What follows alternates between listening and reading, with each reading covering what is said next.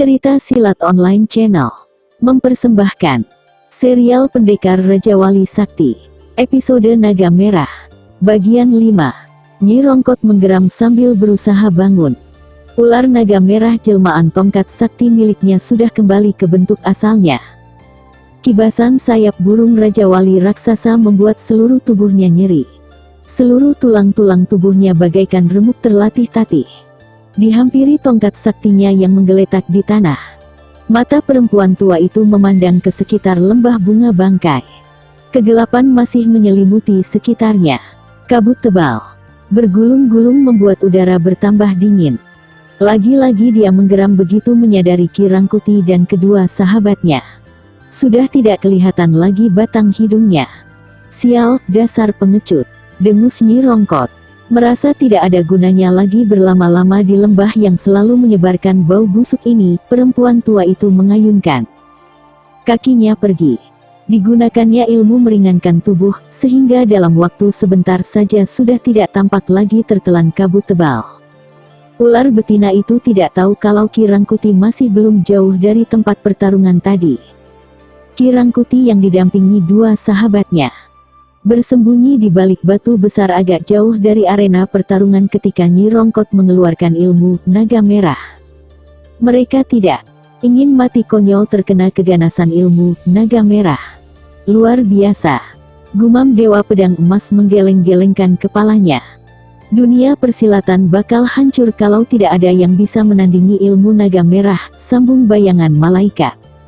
Pedang emasku juga belum tentu bisa menandinginya, ujar Dewa Pedang Emas jujur. Ya, 10 orang seperti kita pun belum tentu bisa menandingi kehebatan ilmu itu, sambung bayangan malaikat. Tiba-tiba kedua orang itu terdiam. Mata mereka langsung menatap Ki Rangkuti yang sejak tadi hanya terdiam dengan pandangan kosong ke depan. Merasa dirinya dipandangi, kepala desa Jatiwangi itu menoleh sambil menarik napas panjang. Aku yakin anak muda itu pasti pendekar Raja Wali Sakti, pelan suara Ki Rangkuti terdengar. Apakah dia mati? Tanya bayangan malaikat yang sudah tahu siapa anak muda itu ketika telah mengeluarkan pedang berwarna biru berkilau. Entahlah, desah Ki Rangkuti.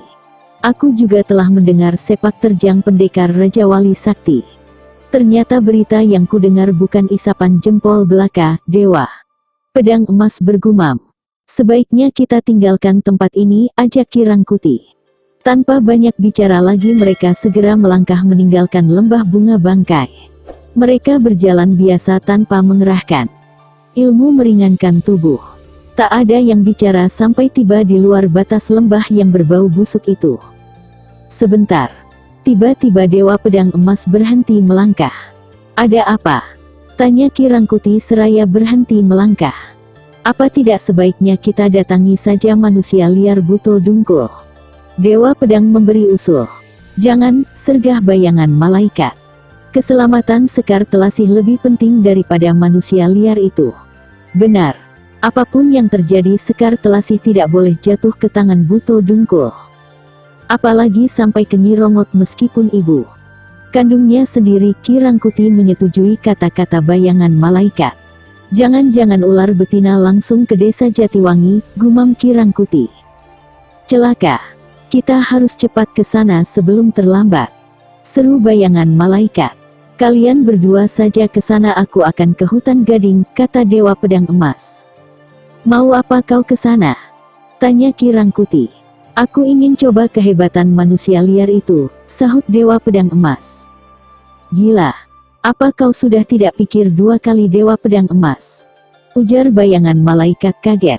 Aku belum pernah punya persoalan dengan Buto Dungkul. Kini, aku akan membuat persoalan dengannya.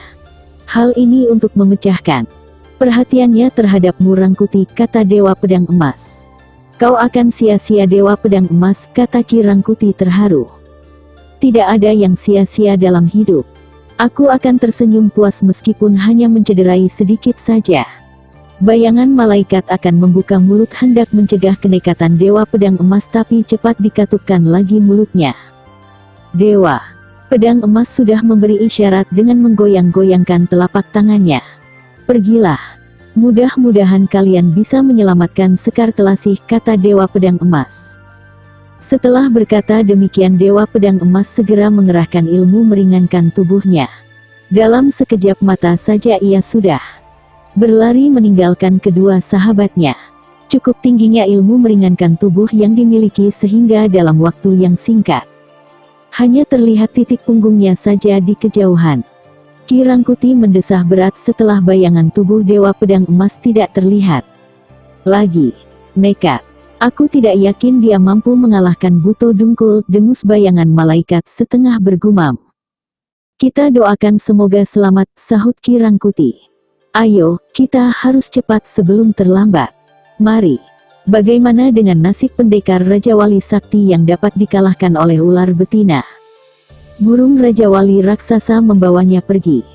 Langsung menuju ke lembah bangkai tempat Rangga yang kini bergelar pendekar Raja Wali Sakti digembleng selama 20 tahun.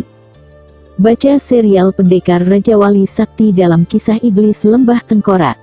Burung Raja Wali Sakti itu memandangi tubuh Rangga yang tergolek pingsan di atas batu pipih di dalam goa lembah bangkai. Di dadanya tergambar dua tapak tangan berwarna merah. Burung raksasa itu menggeleng-gelengkan kepalanya sebentar, kemudian paruhnya ditotok ke beberapa bagian tubuh Rangga. Sedangkan pedang pusaka Raja Wali Sakti tergeletak di sampingnya. Kemudian dengan cakarnya digenggamnya tubuh Rangga. Suaranya terdengar lirih. Sayapnya terkepak, tubuhnya yang besar terangkat naik. Burung Raja Wali raksasa itu membawa Rangga masuk lebih ke dalam goa besar yang pengap dan gelap. Sampai pada satu relung yang luas, burung Raja Wali itu berhenti. Rangga diletakkan di atas tanah berpasir dan berbatu-batu kerikil. Di sebelahnya tampak sebuah kolam berisi air yang berwarna kebiru-biruan bergolak mendidih. Suaranya terdengar gemuruh disertai letupan-letupan kecil. Argegege, burung Raja Wali raksasa mengeluarkan suara lirih. Dengan paruhnya dia menggusur tubuh Rangga mendekati kolam mendidih. Air muncrat ke atas ketika tubuh Rangga tercebur ke dalam kolam. Rangga langsung tenggelam bersamaan dengan menggelegaknya air. Suaranya semakin terdengar bergemuruh keras. Seketika itu juga permukaan air menjadi berubah-ubah warnanya. Agak lama juga Rangga tenggelam di dalam kolam mendidih itu. Kemudian perlahan-lahan permukaan air kolam itu menjadi tenang. Setenang kolam biasa dan tidak lagi bergolak mendidih. Perlahan-lahan Rangga muncul terangkat ke permukaan. Tampak seluruh tubuhnya berkilau bagai tersiram cahaya. Aneh. Pakaiannya pun jadi lebih bersih dan terang warnanya. Beberapa saat Rangga terapung-apung di permukaan kolam. Kemudian perlahan-lahan bergerak ke tepi. Kelopak mata pendekar muda itu masih terpejam rapat sampai di tepi. Perlahan-lahan tubuhnya terangkat naik, lalu melayang keluar dari kolam yang kini jadi tenang. Begitu Rangga sudah berada di atas batu pipih di samping kolam, air kolam kembali bergolak mendidih. Dan warnanya yang semula jernih kini kembali jadi biru bercahaya. Burung Raja Wali raksasa berjalan menghampiri. Paruhnya kembali bergerak cepat menotok bagian-bagian tubuh Rangga. Oh, Rangga menggerak-gerakkan kepalanya. Perlahan-lahan kelopak matanya terbuka. Dia segera bangkit duduk ketika melihat burung Raja Wali raksasa ada di sampingnya. Sebentar, Rangga mengedarkan pandangannya. Bibirnya tersenyum setelah mengenali tempat itu. "Terima kasih, kau telah menyelamatkan nyawaku," ucap Rangga berbisik. Burung Raja Wali raksasa itu berkaokan gembira. Dia mendesak-desakkan kepalanya. Rangga memeluk membelai-belai penuh kasih. Ingatannya kembali pada pertarungannya melawan ular betina. Setinggi-tingginya ilmu pasti masih ada yang lebih tinggi lagi. Batinnya berkata sendiri. Rangga memandangi burung Raja Wali raksasa yang berjalan lambat mendekati dinding goa itu. Dengan paruh didorongnya sebuah batu yang menonjol. Batu itu terdorong masuk ke dalam. Tampak sebuah rongga yang cukup besar di dinding. Paruh burung Raja Wali raksasa itu masuk ke dalam sebentar keluar kembali. Kini di ujung paruhnya terjepit sebuah buku kumal berwarna merah. Raja Wali raksasa itu kembali menghampiri Rangga dan menyerahkan buku di paruhnya. Rangga membolak-balikkan buku itu. Dibukanya selembar demi selembar. Ternyata buku itu berisi dua macam ilmu yang belum pernah dipelajarinya. Yang pertama ilmu pedang pemecah sukma.